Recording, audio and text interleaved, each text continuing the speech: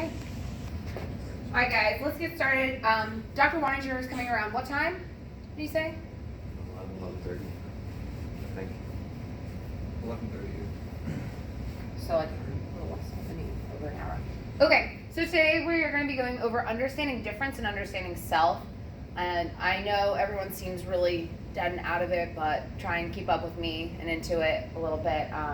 We're going to be talking about a lot of our own beliefs and values and how they could potentially reflect how we provide healthcare.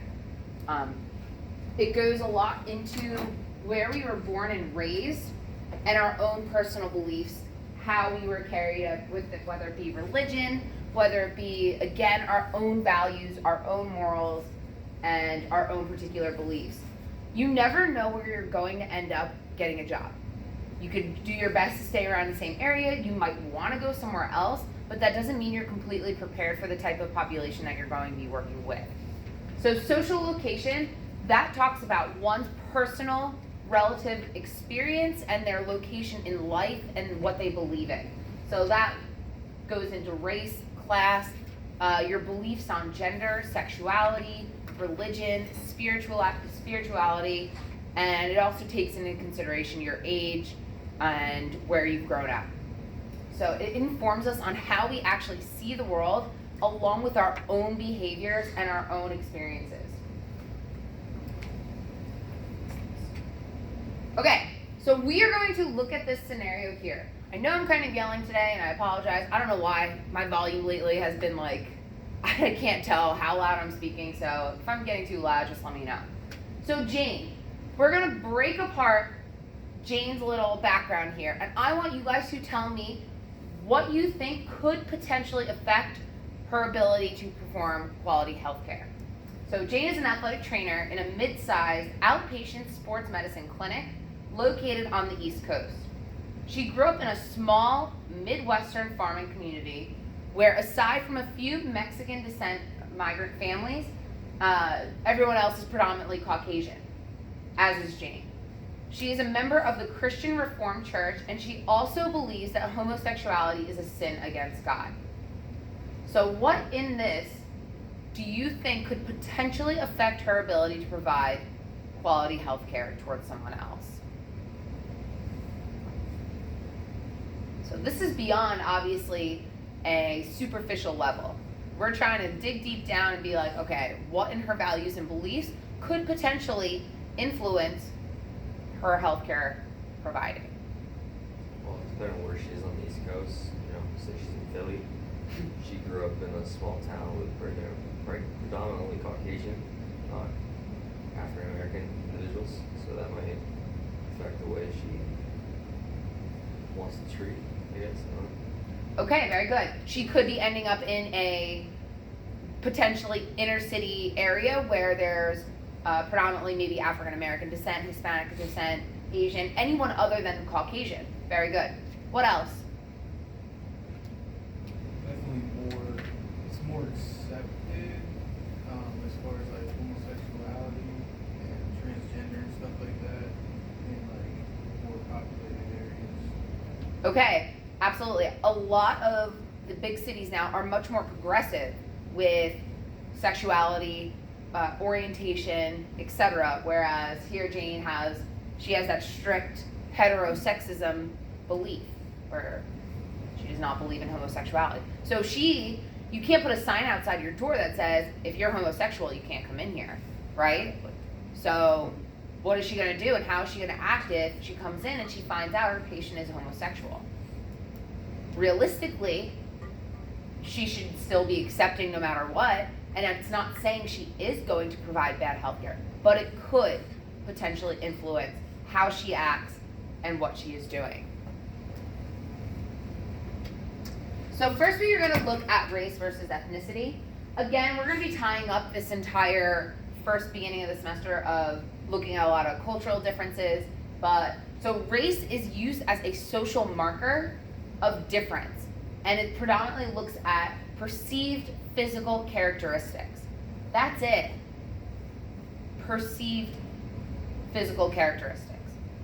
So we are able to group people together by common physical characteristics that they have. That is why an African American population is usually dictated by, people say are grouped together by race, because they have higher concentrations of melanin. Literally, that is it. It has nothing to do with their culture, their religious beliefs. It is their actual physical characteristics. Caucasians, that is a race as well. Caucasian is a race because they have higher levels of melanin. It's very simple. Ethnicity, that is where it begins to get a lot more diverse, and it goes into more cultural groupings. Again, common geographic location, religious beliefs, language, dialect, different traditions. So that is the main difference between actual race and ethnicity.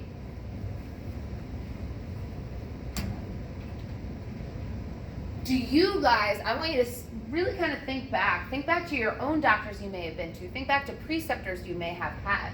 Do you think race actually affects the ability to provide culturally appropriate care?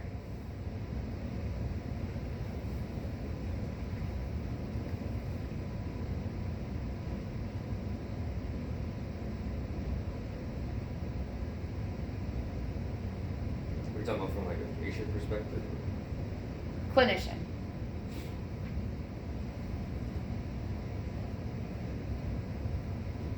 I'd like to think no. Okay? Why? Because especially in this day and age, it doesn't matter what you look like or who you are, you need treatment. Okay, very good. Anyone else have thought or opinion on this? In my experience, I feel like most athletic trainers are pretty open to everything, don't judge really, and just are there to help everyone, no matter what. Okay, very good. So realistically, we would like to think no. We would hope that everyone is able to treat people appropriately, regardless of the race that you are. But you would be surprised, there are still many healthcare providers, not just athletic trainers, who still have that in their belief that they have to treat someone completely different because of their race. So a big difference that we're not going to talk about Jane, but big difference that we're going to have to get into is looking at how we accept people and treat them versus treating people the same. So there's a difference. Everyone should be willingly able to treat anyone, regardless of what they look like, where they came from. But there's something called colored blindness, where we treat all athletes or patients the exact same, and that we cannot do.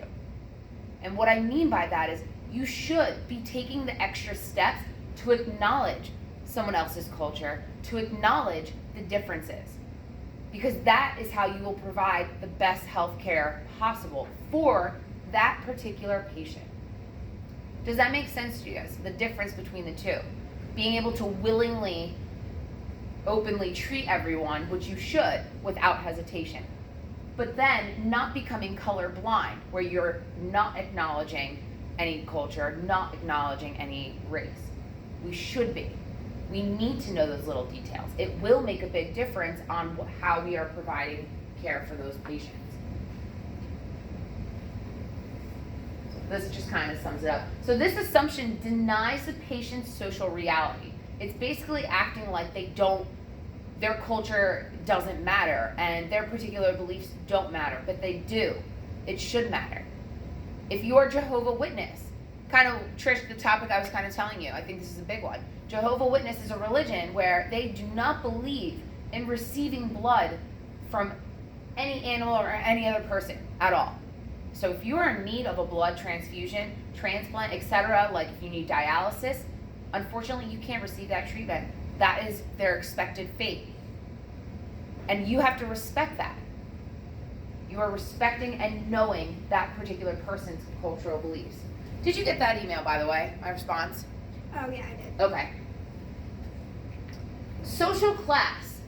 Now here's another area. I know we spoke a lot about social class fairly recently in socioeconomics, but social class is another important area of someone's social location that we need to acknowledge, in the regards that it can really influence that person's ability to get health care.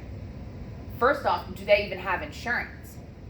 So social class will look at someone's ability to access health care and have insurance and get to the actual location. It looks at where one works and how they live. Maybe they do not have a car. So that alone can influence someone's ability to get access to health care. So we need to start taking those little things into consideration. Keyboards. Okay, now getting into gender. I'm going to preface the next few slides. If anyone feels any particular way, if you wish to comment about anything, please do so. I encourage that. Just make sure you're being respectful. You don't know how someone else might be feeling about the particular topic and situation. And if anyone does feel uncomfortable about any of these topics, you are more than welcome to leave. So gender. Gender refers to someone's actual practices, rituals, and behaviors.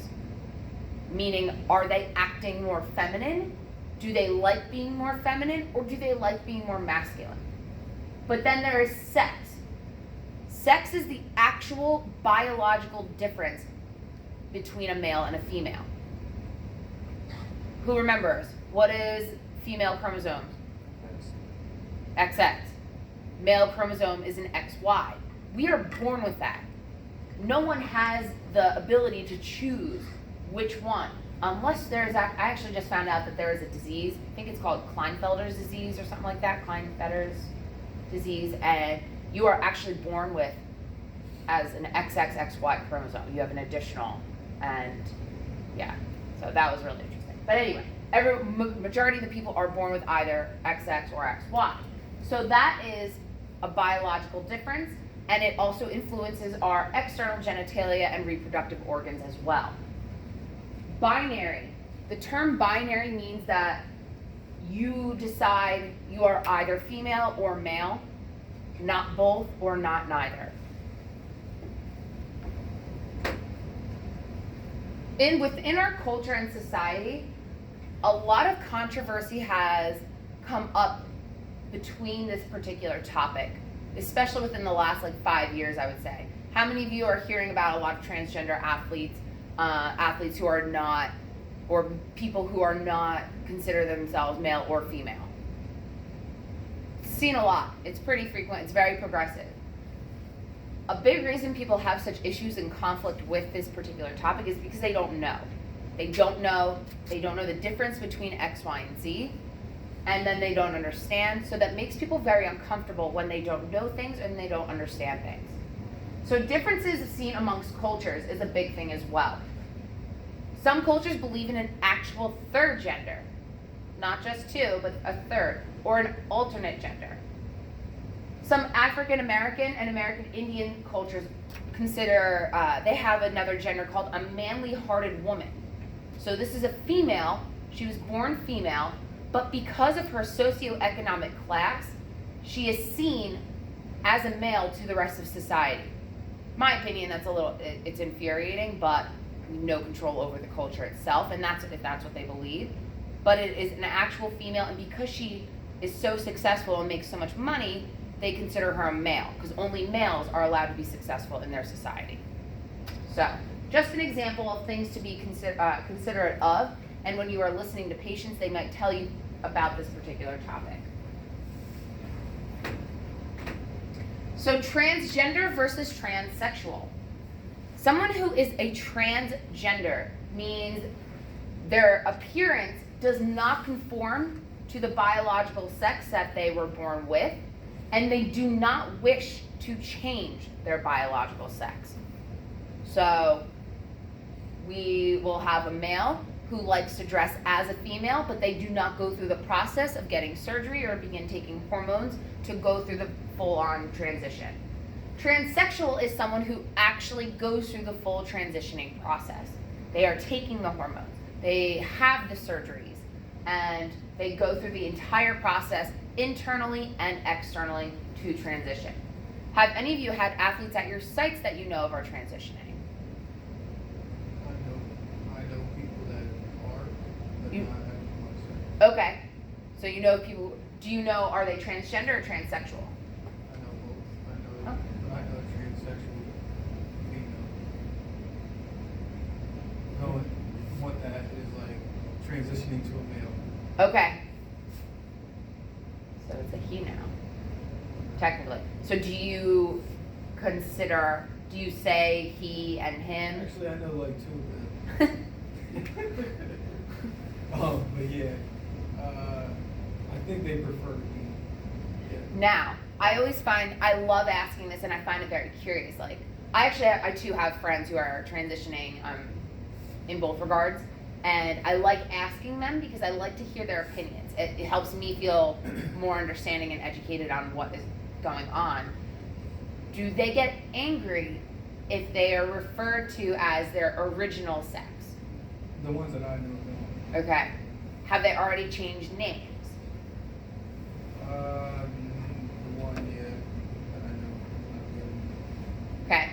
So something I want to talk about with you guys for athletics at least, they are creating statewide regulations that in order for that person to play in the respective sport that they are transitioning into, they have to be transitioning for a full year upon the medication that they are on, like the hormones that they are taking. Because when a female who is transitioning to a male begins taking testosterone, the first 3 months of it it's like basically you're injecting yourself with like anabolic steroids dosages times 2. Like, so their performance would be an unfair advantage. Does that make sense? Okay. So you have to be transitioning and taking the medication for a full year. And then for documentation, I found out as well, in order for you to go to a school and you want that school to begin calling you by your new name, your new pronouns, you have to have your social security card, license, and formal documentation changed as well before being able to do any of that. So it's really interesting. I think it's good that they are beginning to at least create regulation, because within athletics, it was such a big controversy on whether they should allow these athletes to play in the respective sports they're transitioning into. Now, I love this little chart. This is called the Genderbread Person, and it breaks down different categories to help you understand these topics a little better. Again, over the last about 20 years, it's gotten a lot more complex, but instead of it just being male, female, homosexual, heterosexual, and maybe bisexual. That's literally what it used to be. Now we've grown a lot more complex, which is good because people are trying to figure out who they are, what they are feeling. So the first one is going to be gender identity, and that is how you individually consider yourself and think about yourself. Do you think of yourself as a woman? Do you think of yourself as a man? When someone is gender queer, the term queer itself means you are questioning. You don't know exactly what you are feeling, or you don't identify yourself as either. So there are many people who are queer and they kind of go back and forth between the two.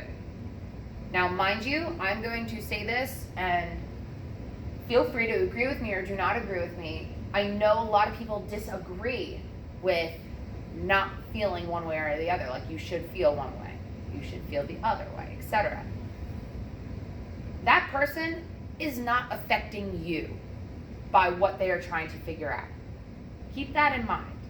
Is it hurting you by them being questionable about their actual gender? No. Is it affecting your life in any way?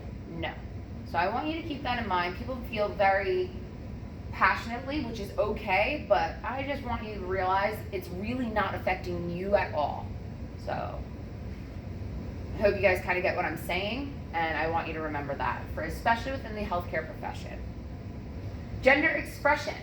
So the expression is literally how you express yourself, your behaviors, your own rituals. Do you consider yourself more feminine? Do you consider yourself more masculine? And then the term androgynous. You may have heard of androgyny before, and that's when you are a male, you consider yourself a male, but you like to dress a little bit more feminine. And vice versa. You are a female, you identify yourself as a female, but you like to dress a little bit more manly. That's simply what androgyny means. Biological sex we already spoke about, and that is what you were biologically born with, XY or XX chromosomes, along with the respective reproductive genitalia. So female, male, and then intersex is actually really interesting. Intersex is when you are born with both forms of reproductive genitalia, which happens. There are, at birth, sometimes you will be born with a certain form of genitalia, but then inside, internally, you may have additional reproductive organs from the opposite sex. That is when either a parent has to decide, do they want to remove one or the other? Some parents will wait until the child is older and let them decide themselves, but I'm sure you can imagine it gets extremely complex and very complicated very quickly. It could potentially cause issues later on down the road, physically and mentally for that person. I actually know of a family member who, she was born female. She was born with female reproductive organs, except she also was born with 2 internal testes. And they were producing like testosterone and progesterone or hormones. So it was my sister. My parents had to decide at birth, and this was already so long ago where this wasn't as progressive then. They decided right then and there to take them out, and she hasn't had any issues since. She's never mentally had any conflict or issues, but just know that it does happen, and it can lead to one type of serious situation or the other. The next is sexual orientation. Heterosexual, homosexual, and bisexual. Homosexual is being attracted to someone of the same sex. Heterosexual is being attracted to someone of the opposite sex. And bisexual means you have attractions to both. Anyone hear of asexual before? Doesn't that mean Exactly. Asexual means you are not attracted to anyone at all. So I hope this kind of cleared up some terms that you may have heard of before and did not know of, and it helps kind of break down. One is exactly how you're thinking, one is how you're feeling and attracted to, one is more biological, and then the other is how you actually express yourself. So things to keep in mind as healthcare providers, especially in today's day and age. Pronouns. You may have heard this before. You may have had teachers put pronouns at the end of their emails and their signature. This is becoming very common, and it should begin to be a ritual for you when you are evaluating new patients. Asking someone their pronouns and how they identify themselves is considered to be extremely respectful, and it helps make you and that patient already off the bat have a much better relationship. Makes things a lot more comfortable. Nothing would be worse than being in the middle of an evaluation. Ryan, you might be thinking you're evaluating a male, but then halfway through you find out you're evaluating a female. That could be very rough. Am I right? It could lead to a very awkward situation, and it could really ruin any type of relationship that you've built with that athlete. So start getting used to asking people for their pronouns and how they identify themselves. It is going to be unnatural at first. It might feel awkward to ask at first. But the more you start doing it, just like anything else, it's going to become more natural, and again, it shows a lot of respect. And don't assume. Don't think you assume you know the gender, or don't assume that you think someone is transitioning. They just might like dressing up more male, they might more masculine, they might like dressing up more feminine too. If you are unsure, just ask. Very simply. Any of you have teachers or know someone who puts pronouns at the end of their emails in their signature? No. I think the university is actually going to be, I think they're asking all employees now to change that and start doing it, but it's not mandatory, but they're asking us to start doing it to begin creating more of a more inclusive and natural trend to asking for this. Okay, so sexuality, I thought I took this out. Sorry. Sexuality is no longer seen as black and white. It was once very simple homosexuality to heterosexuality. They saw it as a continuum. Whereas it began progressing into bisexual came to light. People were attracted to both male and female. And then it started getting a little bit more complex than that. If you are a female transitioning to a male, you once may have been attracted to males, but now you're attracted to females. So it kind of really, again, it makes things very complex, but that's okay. You just have to take the time to sit and figure out what is going on and understand. And again, feel free to ask. I'm sure you guys have seen the LGBTQ for a long time. They now added in the IA and the plus. The plus is representing any type of additional sexualities that may exist. Lesbian, gay, bisexual, trans, queer, intersex, and asexuality, which we have gone through all of them. We have clubs on campus if anyone is ever interested. Feel free to come back up to main campus. But yeah, so it's helping people become much more inclusive. And they've also found that these clubs help decrease mental disorders amongst these populations, because a lot of society still has disrespect towards these populations, and it's a big stigma. People have been beaten up, killed for feeling a particular way. So I just heard of a case, and this is like kind of like next level stuff, but some case in Puerto Rico, my friend told me about that. A guy walked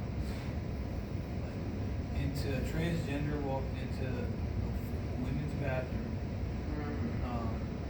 and there was kids in there, and then the mom was like called the cops, I think, but then didn't press charges on her, and like 2 days later, somebody, I guess it made the news or something like that, or something went out on social media, and like people gunned that lady down like 2 days later. the transgender person Yeah. killed. Uh-huh. Oh my gosh. So, But yeah, no, that's a prime point, and actually, I'd kind of like to talk to you guys about that a little more. The bathrooms, even the bathrooms are becoming an issue because, again, society and public places and private places are trying to become more inclusive, and they're creating gender-neutral bathrooms. But it is very likely that it's causing safety issues, or people who don't know or feel comfortable with it, they may overreact, call the police, etc., and it leads to a whole lot of issues. Something that I've seen a lot of and heard a lot of is high schools have now gender neutral bathrooms, and people are taking advantage and abusing the privilege to have that. There have been multiple sexual assault cases occur because of gender neutral bathrooms now, more than there have been with just male and female. So I'm really unsure if there's a plan to kind of mitigate that situation, but it's now causing safety issues. And I mean, my theory is, if I can go to the bathroom safely, I really don't care who else is in there. I've been at concerts before where the females line was way too long, so I've used the men's bathroom. Like, it happens, but I know safety is becoming a really big issue, and they are seeing a jump in sexual assault cases because of it. Here's just another little chart, just kind of, again, giving you more definitions to things that people may not have been so clear about before. So gender is simply identifying as male, female. Transgender is someone who starts as one particular gender and then transitions to another. Cisgender is someone who refers to themselves as the gender they were born with. So if I was born female, I identify myself as female, that is my cisgender. Non-binary. Now, non-binary is another very upcoming progression where people are not identifying as male or female. So they don't consider themselves male, they don't consider themselves female. They consider themselves as they and them. So there's no he or she, there's no him or her. They consider themselves as a they. There are actually many states in the US whom they do not assign a gender at birth. They let the parents or the child, or parents let the child decide at a certain point what gender they are. I agree with you. In my opinion, I think it's very, very extreme, but that's kind of what's happening, and you need to be aware of that. Gender fluid is someone whose gender identity changes over time, so they may go back and forth between one or the other. And lastly, genderqueer is someone who's questioning what their particular gender is and where it falls on that spectrum.